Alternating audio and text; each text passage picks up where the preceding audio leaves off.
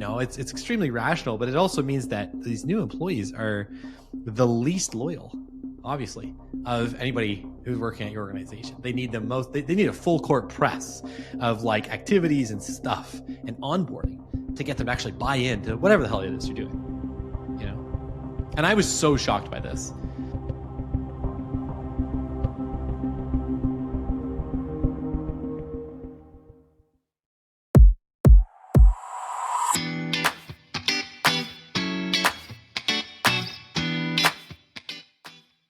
It's episode 8 of season 2 and the finale of our Startup TakeOff series. We conclude the series by getting at employment remorse. That is, helping your new employees buy into your super early startup. You want to believe they're as into it as you and your co-founder, but they're going to take some convincing.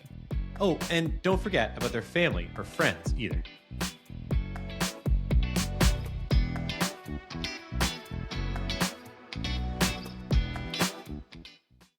Hello, folks, and welcome to the Startup Different Pod Racing. I am David Sinkinson, and this is my brother and business partner, Christopher.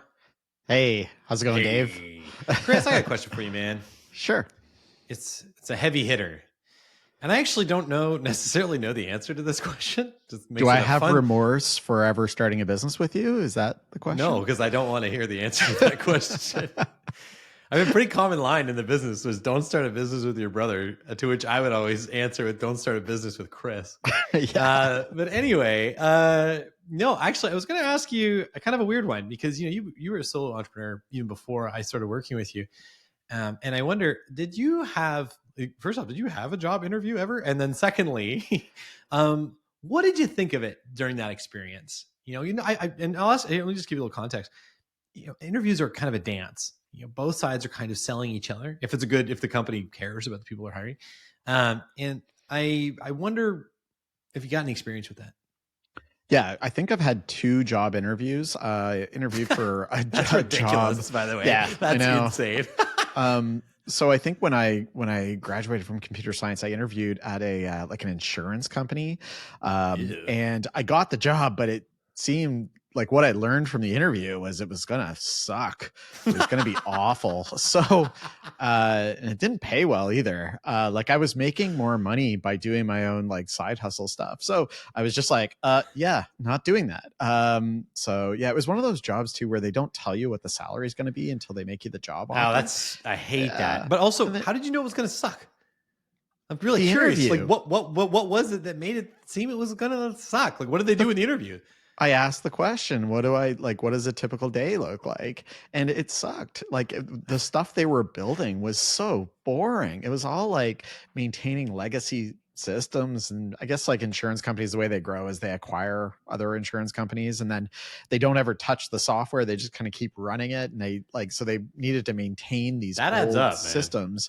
And so, yeah, it just didn't sound fun. So yeah, I obviously didn't take the job. And then I interviewed at Amazon and actually got offered a job as a product manager, but I didn't end up taking that because I wasn't going to be a coder anymore. I was going to be more on the business side of it. And I really like coding. I know it's weird, but I didn't want to give up that I was writing code. So yeah, I think about it. I'm taking that job.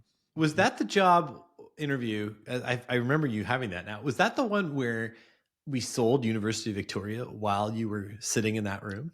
Yeah. It wasn't University of Victoria. It was University of Melbourne. I was in the job interview and kind of coming to a realization about what this job was about. And then looking down at my phone and literally having the PO being sent to us from University of Melbourne in Australia, were they our second or third? I always mix them up with York University. It might have been third. I think they were third. They were third because they heard of us through York. Yeah. Right. But I it was kind of the exclamation point about don't take the job at Amazon instead. Also I would have had to move to Seattle and it rains all the time there. It's it wasn't real appealing. Well, it's kind of interesting and the reason why I'm asking all this too is because when I think about one of the biggest challenges that we had early on, it was attracting and frankly retaining and convincing and getting buy-in from employees. And I remember how deflating it was when our culture sort of failed the first time. And we did talk about this a little bit in season 1. For those of you who are interested, you can go back and find our episode on team building and your startup's team culture. But basically, we had this big failure where we just built a business that like we didn't really like. Like we didn't really like working in it. We didn't really get it. And so we lost both the staff we had hired. We were back down to 0. And we were sort of like this like missionless, cultureless, kind of boring place. And because we didn't really put in the day one effort that you need to for new employees. I was just assuming and buying into sort of the myth that they're going to be as into the business as Chris and I were. And, Chris and I, like we would work in a cave as long as they had Wi-Fi, like we didn't really care. Because we were, moving our baby forward. But for them, it was a job. And it was tough. That really stung. I also remember being like, do we want to hire people? And this is, and actually you can find other founders. I don't know why I keep bringing up the solo stove one. It sounds like I know like 2 episodes of how I built this, but in the solo stove episode of how I built this, that those guys had a similar thing happen. And actually those are 2 dudes. I don't know if they're brothers. Are they brothers? Anyway, the 2 guys from Ontario anyway. I think they are brothers actually. I think they might've been brothers. Yeah. I wonder if there's something about brothers, but they also had this kind of thing happen where they failed with their first employees or whatever, and they were just like, we're not going to hire any people for a while. And that was kind of like how we were leaning that way. We were just like, I just don't want to deal with this anymore, and it just didn't feel natural. We just couldn't get the employees or the new staff interested. We couldn't do it. So we kind of like took a deep breath and we were like, okay, we do need to do this. Like there's a legitimate case for people. We had built systems in our business, and it was like, okay, on the second go around, we're going to do this differently. We really wanted to focus on and win the battle in the office and out of the office for our like employees, like hearts and minds. And it was really, really challenging to do that. And I remember, Chris, I can't remember the book. Maybe you do. You referenced something right around, this is like 2014.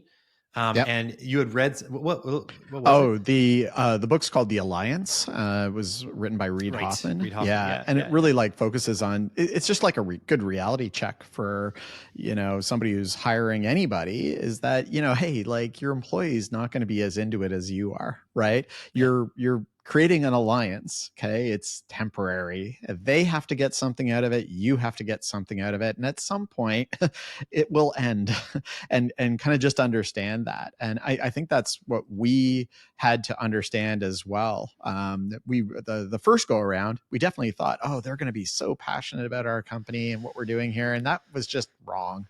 And then the second go around, I think we were much more realistic about it, but we also changed ourselves. We were like, we have to give them a really good work environment. We have to do a lot of different things than what we were doing before. So let's table set here for a second. So let's visualize yourself as maybe you're already doing this right now as a founder, but you're interviewing the first people who are going to work at your company. You and your co-founder, maybe just you or whatever. You're interviewing those people. There's a couple of things here. Like first off is, as Chris is alluding to, like they're not bought in. Okay, like they're just not. And one thing that's kind of careful here is that people sometimes, particularly those from business school, which otherwise, by the way, we like hiring people out of business school, but particularly for business school students, they have excellent training on how to conduct themselves in an interview. Because of course, that's something that's important to the business school. They're going to release the report on, 95% of our graduates, got hired within the first 90 days after graduating, something like that. And so they're good in the interview, but beware the interview persona. Who they are in the interview and who they actually are when they start working for you is very different. And you got to remember that at the start, the base level loyalty that your employees offer you is that you were the best job they could get. If they could have gotten a better one, they would have. There's nothing wrong with that, by the way. That's like, don't take it the wrong way, but that's totally rational behavior. That's kind of how this whole thing works. But it's a little bit tough to digest that. It's extremely rational, but it also means that these new employees are the least loyal, obviously, of anybody who's working at your organization. They need the most. They need a full court press of like activities and stuff and onboarding. to get them to actually buy into whatever the hell it is you're doing. Yeah. And I was so shocked by this. I mean, like, I think, Chris, you probably think back fondly to, maybe not so fondly, to 2014 Dave, and he's just like a lunatic for the startup stuff, being like, well, of course they'll want to work here. It's a startup. Like, I'm sure you were much more rational. You were much more wise. I remember you saying to me, I remember we talked about this, and I was definitely like maybe we shouldn't bother hiring anybody, like for a while at least. And I remember you said to me, Chris, it can't just be the two of us. And then that was the moment where I was like, okay, then in that case, we need to get good at hiring people and figuring this out. And that was really good for us, I think. I think that was the moment where we said, all right, let's figure it out. Okay. And yeah, I'll let you continue, because we'll talk this more is about where what you we can did take it too, off. for sure. Yeah. But I think what's one more good exercise here, while we're just kind of, let's have a moment of Zen together. So, focus yourself. Take a deep breath with me. Hopefully that comes through on the mic. I don't know if it did, but you take a second, close your eyes, and like picture like what your parents think about for you and your career, what they want you to get in your job. Was working at an unfunded startup focused on public safety with two brother co-founders, what they had in mind? Probably not. No. But we didn't confront that at all. I never thought about that. I was like, oh, of course, we're awesome, right? This is gonna be great. And it's cool. Like, you have to give when you think about this as a founder, you have to look at your business in the least flattering way possible. That's probably how hopefully it's better, but just being a realist, it's probably how they perceive your business when they come in. So you have to do a lot to get a buy-in, but and a lot of the time this is kind of referred to as onboarding. So bringing new employees into the business. So interviewing itself is its own thing. We're actually going to talk about that in our next series. So we're just going to gloss over that and say there's a way to do that, and we'll come back to that later. But let's focus on like the actual people that you bring on and what that takes. So going deeper, there's a Harvard Business Review article on onboarding can make or break a new hire's experience, and it has data from a Gallup survey, again, where they interviewed tons of founders and new employees and all this stuff. And they said, there's two big quotes that I want to read, so bear with me. But the first is, poor onboarding can leave your employees with lower confidence in their new roles, worsen levels of engagement, and an increased risk of jumping ship when they see a new, more exciting position elsewhere. So this is going back to that rationality. Like, you're the best job they could get. If they could get something better, they will. And then secondly is that companies that implement a formal onboarding program could see a 50% greater employee retention among new recruits and 62% greater productivity within the same group.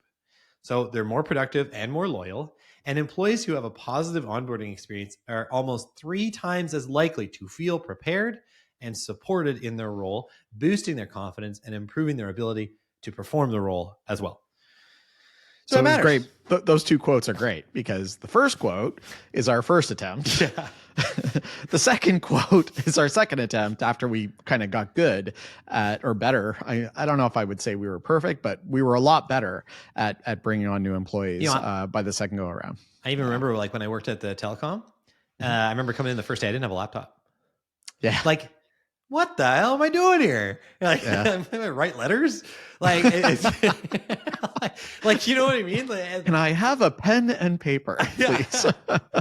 I have like a runner going around the office. Like, it's crazy, right? Like this, and it makes a lot of sense. It's like a necessary minimum level of interest and investment in the employee is going to create a reciprocative effect. They're going to reciprocate and say, hey, I am also a little bit excited. I'm marginally more excited now about this business and this thing because, hey, I got a cool laptop, or I got a cool thing, or I got this, or they gave me a nice little letter, or they gave me a mug, whatever. We'll get to that in just a second.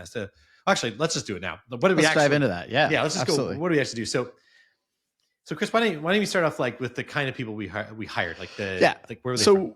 We definitely, like, we're bootstrapping our startup, so we don't have a ton of extra money.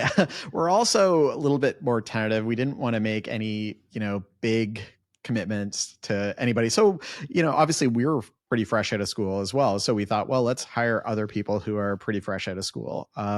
So we figured the first thing is that, they were probably a bit more willing. Like, we were going to be in a co-working location. So, not like the stuffy, corporate office vibe. Yeah. So it was much more, a little bit of chaos, which was great. But we figured that the younger people would buy into that type of co-working culture. Like we were sitting in an office and there was another company like sitting right next to us and another the other way. Like it was not like a typical type of office. So we needed them to buy into that, and that was easier with right people who are right out of school. They had less baggage too. Like we could kind of train them.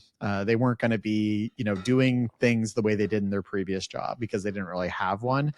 They were going to be coming in, and we were showing them exactly the way we wanted things to get done. That was a two-edged sword though too, right? Because they're also probably a little bit less mature. They'd never, in some cases, they never had a job before. So yeah, you could train them because they're unguided in this so far, other than what they know from school. But sometimes, you had to train them as well. Yeah, sure. So, You still have to put the time into them, right? But yes, you actually have to be here by 9 a.m. Yeah. Or hey, maybe going to the club on Sunday night is not a good idea. You know what I mean? Yeah, you never do that, right, Dave? Just like, and like they're like, they got the coffee in the one hand and the bagel in the other, and they're just shaking a little bit. They got the stamp on the back of their hand, and you're just like, bro, you barely even tried. Like, they think they're so incognito. Like, bro, give me a break. Anyway, it's all good. But you never did that, right, though, Dave? Me, no, I never, especially not at the telecom. I would never do such a thing. So there is sort of just a youth learning curve, I guess, for going. It's just like getting into the work world, Yeah. For some of you, that might have been a little while ago. For some of you, that might be new, but there is an adjustment there, and you might be feeling it. So I think a second thing that on all this, though, and that kind of wraps it all in, is that we sort of changed our mindset. So we, instead of like thinking of employees as drones who can do the thing, we sort of thought of it more as like new employees are like new partners, and like we invested in them, obviously. But we also kind of thought of it as like a longer term thing. Like we wanted to like grow our talent, and we've got Toronto Maple Leafs here in Toronto, Toronto Marlies is the farm team. These folks are on the farm team. We're growing the talent. They'd come up to the big leagues, get to big league speed. And I think I might have said this in another episode because it seems kind of familiar. But the idea is pretty sound, which is just that that was the most financially efficient way. But I also think it was a really good way to do it because these people grew up in the market that we were in with the same level of like a lesser level of like product knowledge. But over time, they were very able to speak to like public safety issues and how our product fit into that space because that's what their career was loosely focused on up to this point. Yeah. So I think the other piece too, Dave, is I think we were really forthcoming with those new hires about our expectations. And really what we conveyed to them was we were looking for three things: mastery, progression, and autonomy. Yeah. Okay. Mm-hmm. So, and actually, the little secret here is that we swiped that from, I think, a book from our organizational behavior course. Yeah, Drive. And what that actually is, mastery, Daniel progression. Daniel Pink. That's right. But mastery, progression, autonomy is actually kind of like the secret to having happy employees. Okay.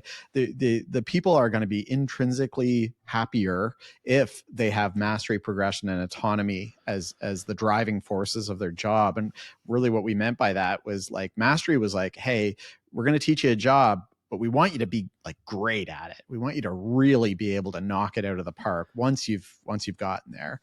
And then progression. We're gonna then challenge you with new stuff, okay, new skills that you need to learn, and we want you to keep progressing.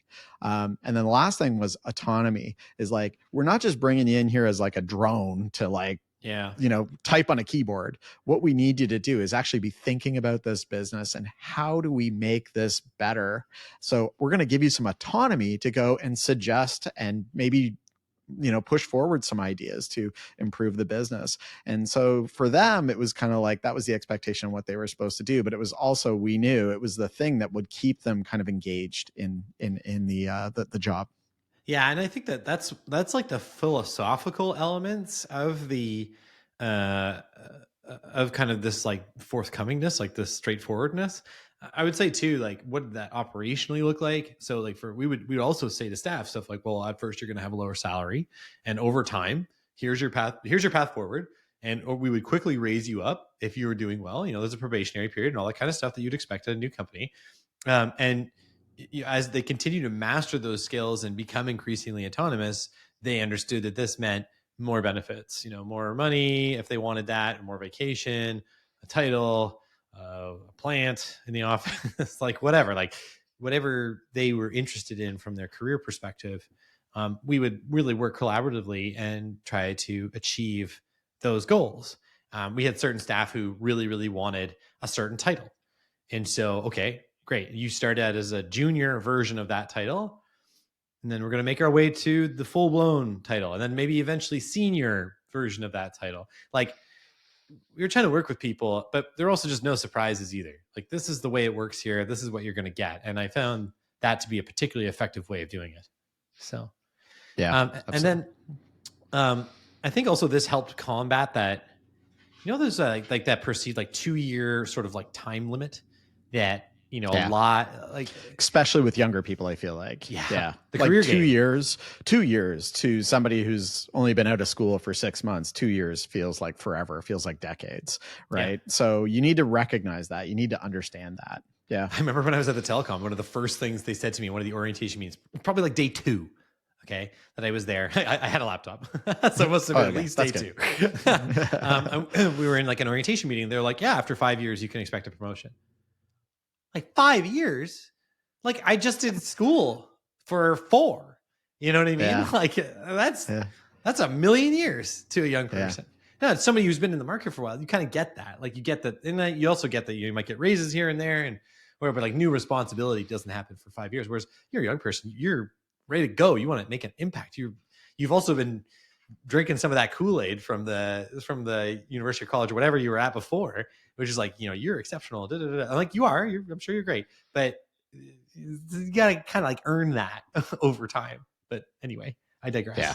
So yeah, really cool. And then I think there's like a literal buy-in component. So like, what do I mean by like literal? Like literal from us. Like we spent money. Like we literally bought in. So Chris mentioned this, but like Bright Lane, location, having a cool space to work, the culture of the place. I remember, do you remember like on Thursdays, they'd have like a random snack for all the staff? Yeah. There would be like ice cream sandwiches. Yeah. And occasionally they would, like the barbecue out there on the patio, the hot dogs and whatever you want to get. Those little things probably didn't cost a lot in money, but they were like amazing that our staff we'd be working and then like midway 2:30 on a Thursday afternoon, all of our staff would immediately get up and leave. And Dave and I would be looking at each other like, what is going on? And it was the co-working location that had our backs and was giving out ice cream sandwiches or something like that, which was great. To be fair, I did on occasion enjoy an ice cream sandwich. So, it wasn't just the employees. I also got in on that, but yeah, for sure. And then I think this is probably like one of your big ones, which is the pyramid of boxes. Yeah, actually, this is because of the story that you told me at your telecom experience, where they dusted off like a 5-year-old IBM ThinkPad to give you as your laptop. I think it was gas powered. Kerosene. To keep refilling the kerosene in that. Yeah, we get a little can of it at the side of the desk,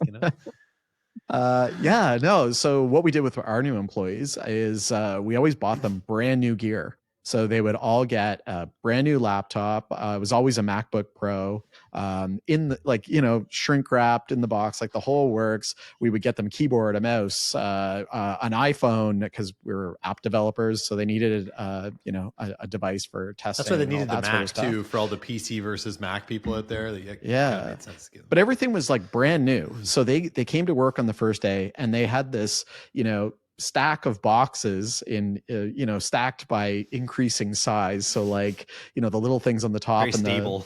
the laptop at the bottom. Yeah. And then they're doing the whole, designed by Apple in California thing as they're opening all these things and they've got all this brand new gear, and it really made them feel like, oh, I'm actually really important. Now, I'll be honest with you, if we had somebody leave, I would usually take the old laptop and I would do the Apple like trade-in, because I could get 50% of what it was worth. But then when I brought in another employee, I was getting them a new one, and I was just eating the difference on the cost. But it was totally worth it. That their first day they had awesome gear right out of the gates, and they weren't dealing with the kerosene powered IBM ThinkPad from 5 years ago. Yeah. Kerosene. I like kerosene in particular. That's a good choice. But anyway, so And then there's kind of like these like, so that's like the literal buy-in. Then there was a focus on the external factors. Okay. So I kind of thought of it as, when you get a new relationship, boyfriend or girlfriend or whatever, a big part of any relationship is winning the family and the friends. You need to have a story to tell them, something really positive. This is what we do. This is my awesome job here. The company really gets me, that really invests in me, that we work in a cool place. Like, we needed to build that narrative together. I remember occasionally people would be like, I have such a hard time describing to people like what the company actually does, because that's something that's going to happen. They're going to go to a party. They're going to see some friends. Hey, what do you do? Oh, I'm a software developer. Oh, like, what does your company do? What are they called? App Armor. Okay. What's that? And then you say, and then they kind of go on a long-winded, like 5.5 minute explanation. And I said, we just make public safety software for higher education institutions. Boom. Right. That's all you need. Like, people don't really care anyway. It just needs to sound like packaged. You need like an elevator statement, even though like actually way shorter, like a 2-flight not 90 ride of an elevator. Yeah, exactly. Like a really short elevator statement that they could give to friends and family. And it's funny. I remember during the pandemic, we had kind of a crazy time, but everybody's working from home, and we'd normally have like a big holiday bash, but nobody could get together. So we made these like boxes. Chris and I spent a ton of time on this, but we put a bottle of wine, we put like some nice glassware, we put some chocolate. Like, do you remember the cozy socks we put in there? Cozy socks, and there was all in like a Christmas themed box. Mm-hmm. And then Chris and I played. Each of us played, sort of Saint Nick, and we drove to all of our employees' homes and dropped it off to them, because no offense to people at FedEx or whatever, but I did not trust them. I did not trust them with this order. I was going to do it myself. And it was so funny because I would show up there, and sometimes there were friends there, or there were like family there, and they would say they're so excited to meet us, and felt really hilarious because I never met these people, but they were just so happy, presumably because the story that the employee had told them was working at this place is awesome, and I have people who work there who really believe in me. Mm-hmm. Really I remember taking selfies of myself giving the box to the employee at the front door and stuff like that. It was really fun. Yeah, it was a really fun time. And then the last thing I want to hit is, so obviously the story is huge. That's a big deal. Don't lose that. Last thing, is internal factors. So company culture. We talked about culture a billion times throughout this, but set your culture, have principles, have fun with it. Don't take yourself too seriously, I think, is a big thing. And make sure that people have something to believe in. And it can't be like profits. That's nice. Yeah. But like people need to believe in the mission. What are you doing? And we are helping keep people safe.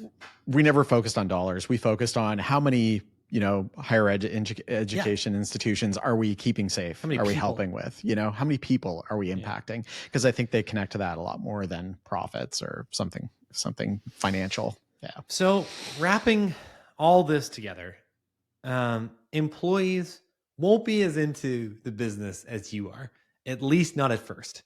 It requires a conscious effort, and onboarding is tough and generally done kind of poorly. There was some data in that article I read that was like, I think it was something like only a third of companies actually do a good job of it, according to the people who just got hired by those jobs, or by those companies, excuse me. And doing it right, especially early, has a material benefit for your startup. Be forthcoming in that culture, be direct with people, work with them, and literally buy in for them, win the family, and build a culture that you like, that you actually can work in. That's beautiful, Dave. Anything I missed, or? No, you nailed it. That was great. Cool. All right, folks, thanks so much. So that was the final episode of this series. We got a new series that we're going to be starting next week, and I believe it's titled Employee Shenanigans. So we'll see how that goes. So I guess we'll see you next week. And please, as always, rate the pod and follow us on social. And thanks so much for joining us.